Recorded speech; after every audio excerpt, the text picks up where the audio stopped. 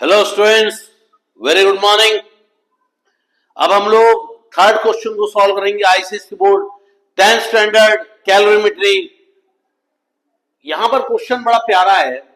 Molten metal 150 degree Celsius यानी कि 150 ग्राम metal है और 800 डिग्री सेल्सियस का मेल्टिंग पॉइंट है। वो पिघला हुआ है, समझ गए।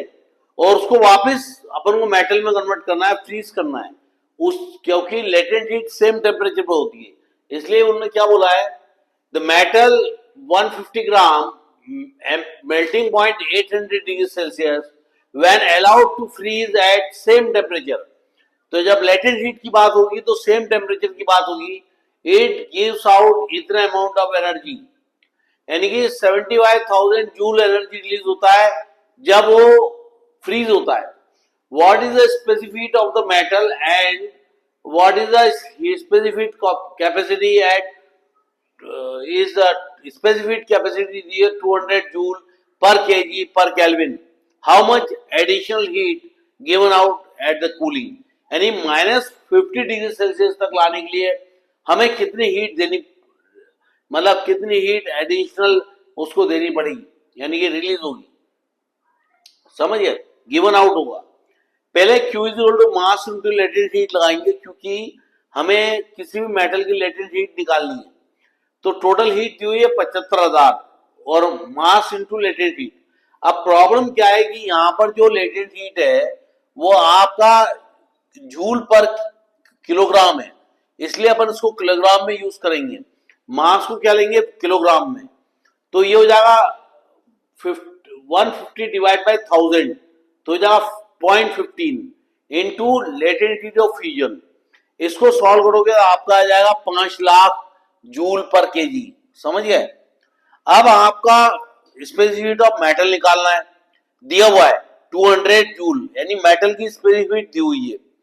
अब किसी भी चीज को अपन फ्रीज करते हैं या कम टेम्परेचर करते हैं या टेम्परेचर बढ़ाते हैं, वो हीटअप होता है या जीरो पे आता है, तो वो क्या बोलता है कि 800 डिग्री सेल्सियस तक से लेकर -50 डिग्री सेल्सियस तक लाने के लिए कितनी एडिशनल हीट वो रिलीज करेगा।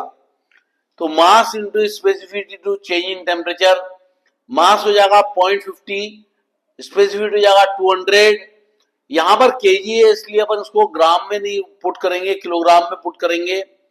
और -50 फाइनल क्या है, -50 है, इनिशियल क्या है 800 है। तो -50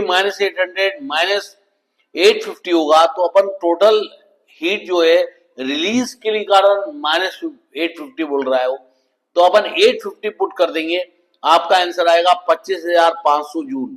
यानी कि कोई भी क्वेश्चन सॉल्व करना है तो आपको प्रॉपर यूनिट का ध्यान रखना पड़ेगा। किलोग्राम में दिया है अगर, तो आपको किलोग्राम में यूज करना पड़ेगा मास, अगर ग्राम में दिया है तो ग्राम में यूज करना पड़ेगा। तो आपको ये क्वेश्चन आ गया होगा समझ में। पहले वाले क्वेश्चन में Q इक्वल टू ml लगाया है, दूसरे वाले में mass into specific into change in temperature लगाया है। So bye bye students, have a nice time, God bless you all. डरना मत, एग्जाम देने के लिए डरना मत। Okay, bye bye.